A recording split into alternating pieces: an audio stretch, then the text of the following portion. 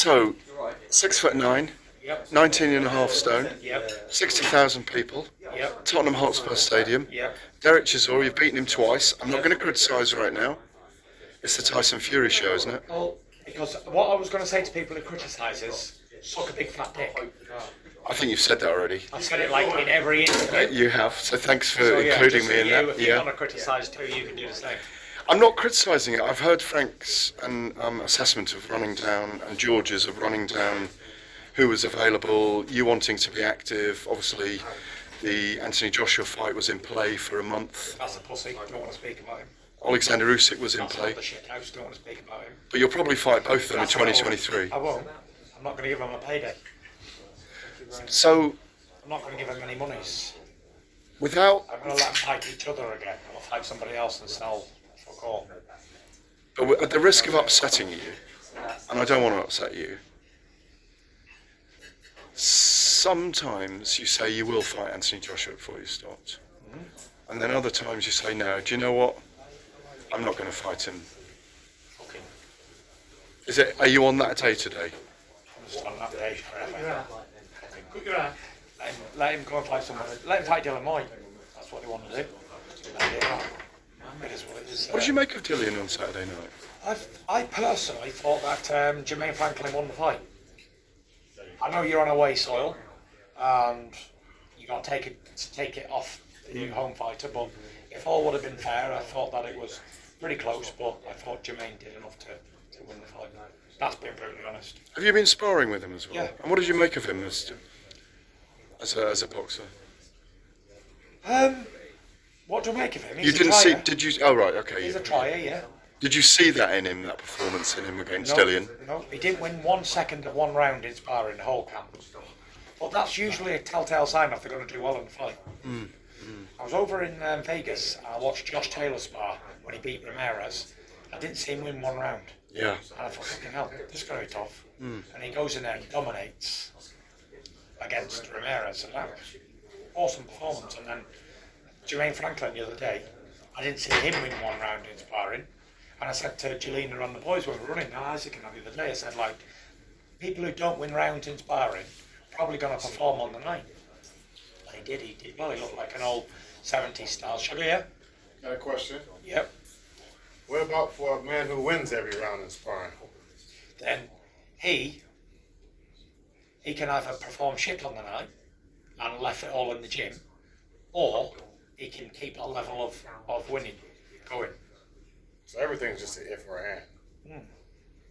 Because you win every round all the time. Like, you don't even, except for, you win every round. But like I said, you can either take that form into a ring, or you can leave it in the gym on Saturday night. So if I get knocked out on Saturday, it's because I won every round in sparring. Like you've been doing for your whole career, pretty much. Okay, Yeah. gotcha. So you didn't set up is it OnlyFans or fans only? No, I didn't. OnlyFans. But Derek set up an OnlyFans going into this to show what's going on behind the scenes this week. Have you signed I'll up? give you a good one. Yeah. OnlyFans offered me $1 million to open up a page. That's a fact. That's truths. But you went with Netflix instead. And no, I didn't want to set up an OnlyFans because it had a lot of bad publicity for like exploitation and shit like that. So I just stayed away from it because let's face it, what's $1 million to a motherfucker like me? Can you please remind me? Take half away for tax, pay people, other people who may have sorted it out and whatever else. You're not left with a lot, and not worth it. So that's why I did Netflix instead. They have a sort of alright reputation. I think they'll get a very big viewership from your series. I can't wait to see it actually. It's going to be fascinating. Pretty good. We put a lot into it. Is it back to the days of COVID a little bit? Remember when we saw you every morning with Paris and the kids and they were playing up and you're lifting her as a weight at times and you're having fun? Is it kind of sort like that. warts and all? Or, They've had a lot of stuff in it. They've had like retirement, trips away, family stuff, backboxing. They've had a lot of stuff, so yeah. Back to Derek though, and everyone is out there going, "Oh, Tyson will toy with Derek Chisora. He'll put him away in a few rounds." I hope I do. You can't. Yeah, I know you hope you do. You don't get paid for overtime, as we always say in boxing, but it's down to you. He is a banana skin. He is going to take it seriously. It's a massive moment for him. Yeah, He's a after second revenge. opportunity for a world title. Yeah. He's always been wanting this third fight, so. So are you tuned into him, his style, his changes, all those things? I'm tuned in to do a fight, yeah. Ready for whatever anybody brings, I'll be ready for on the night. When we were at the homecoming in April at Wembley Stadium, you said it was an amazing night. It was quite emotional. 60,000 tickets, I understand, sold for this. It's the Tyson Fury show. It's a second homecoming in a way. Are you excited to be in the stadium again? Hopefully it doesn't snow. Yeah, back-to-back stadiums, and if it snows, that'll be an added bonus. Yeah, it's pretty good, isn't it, to want to do Wembley and then do Tottenham. And who knows what we do next. Well, let me ask you about that. I mean, as you say, there's something in you that sticks in the craw about Anthony Joshua and Alexander Usyk at the moment. But as we go into 2023, then, when do you want to be active next year? Do you know what? I've never really thought about this at this camp. Like, only thinking about beating Gareth Chisora, and then we'll think about Christmas after that, and New Year, and whatever else. And then we'll look at what's available after that, if anything. This might well be my last fight. Don't know yet.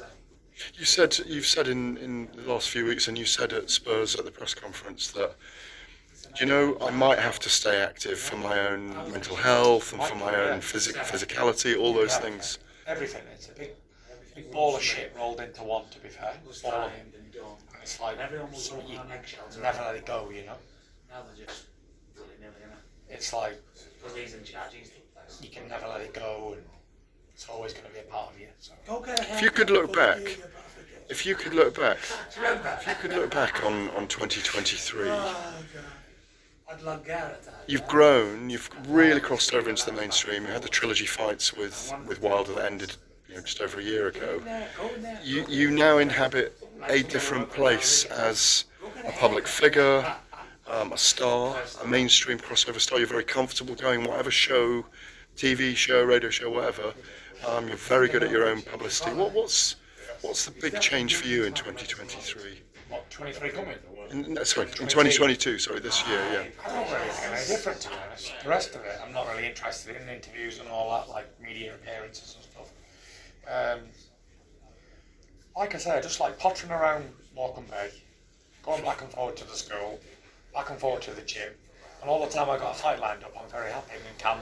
It's like a spa break. Go there, do that, eat clean, drink clean, have a healthy life, and then go and have a little bit of a month or so off, and then back to it. I don't know how long that can last. Are you still enjoying the visiting tours around different cities and meeting the fans? Yeah, we still enjoy those. Gets me out, keeps me active, keeps me focused. I've got another 7 coming up, I believe, before Christmas. Start on the 10th. I haven't been booked yet. What's going on? We'll have to get you booked then, won't we, son? I have a busy schedule from the fight. On the 7th and 8th, 7th I've got to travel to London, 8th I've got a book signing in Leadenhall Market. Third book. On the 9th, which is the day after, I have Manchester Trafford Centre book signing. 10th, and I'll start a 7-day show then. And I finish on the 18th. Tell us about the new book then.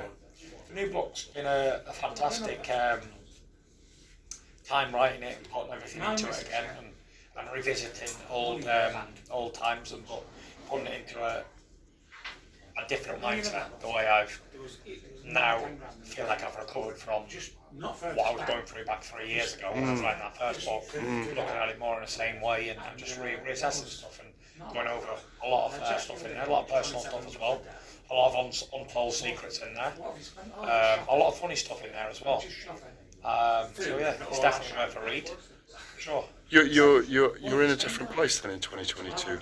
The demons haven't come to you in 2022. Oh, I've had plenty of demons in 2022. I've retired, I've come back. What happens with that? Is it you waking up in the morning and going, God, I've done this, I've done that. Do you know what? I don't really want to box anymore. How does it come to you in your... Yeah, it's like now, I've not really any interest in boxing, but I sort of need it, if that makes sense. I wish I could just walk away from it and just like, wash my I hands. think the moral of this That's story it, leave it. is But I know if I do that, I'll be like 450 pounds within a year, and I'll be dead. So I'm really skating on thin ice. I'm walking along a very narrow rock edge at all times. So you're damned if you do, damned if you don't. But are you better off when you talk about it and put it out there than how you're feeling I'm not that better. day? I don't feel any better. I no. only feel better when I'm training and fighting. That's it. That's your comfort. That's it. But So- how long so can a man those- do this shit for? Yeah. You know, I suppose if you've been doing it all your life, like I have, it's been a very big important part of your life. To let it go and get rid of it, it's almost like can't happen. It's almost like the Lord of the Rings, the precious ring. Everybody says they can get rid of it until they've got it. And it's like, oh, Yeah. my precious, no.